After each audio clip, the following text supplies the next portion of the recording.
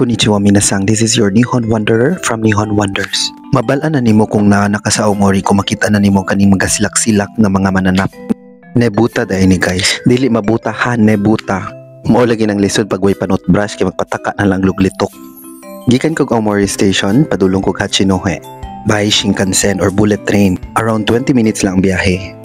Moadto lagi kog Tuwada Lake. Ingon sila daghan daw magtuwad-tuwad dito. Maayon ta nagtuwad kay kanang mga puti ug mga kigol. Pero kung naay ka ng mga brown o kanang mga black, i-cancel na ko ning trip, ana? Charot.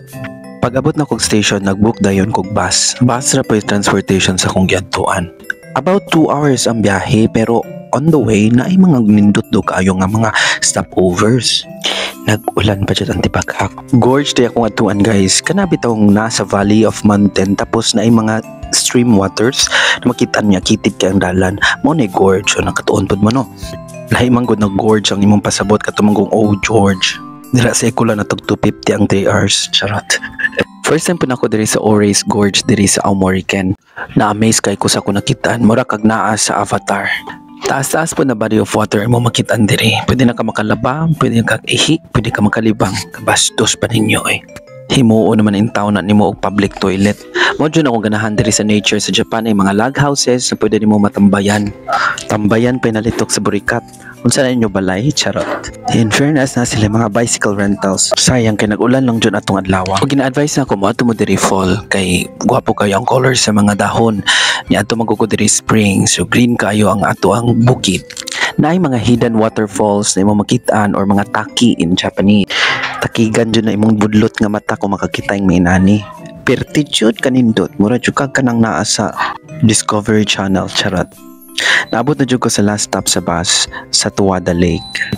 Usa din siya ka Caldera Lake, ang form niya murag kaldero na nag-erupt 40,000 years ago pa.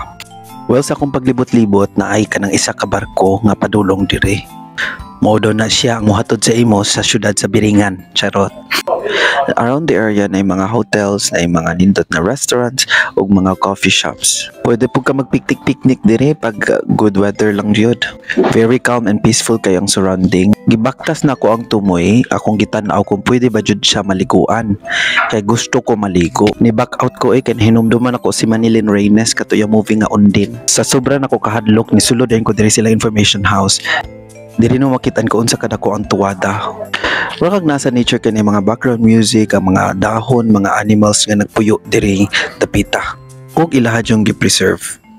Klase-klase kayong mananap, langgam, mga isda. So wala magdugay, nag-onsen-onsen na lang ko during dapita sa bukid.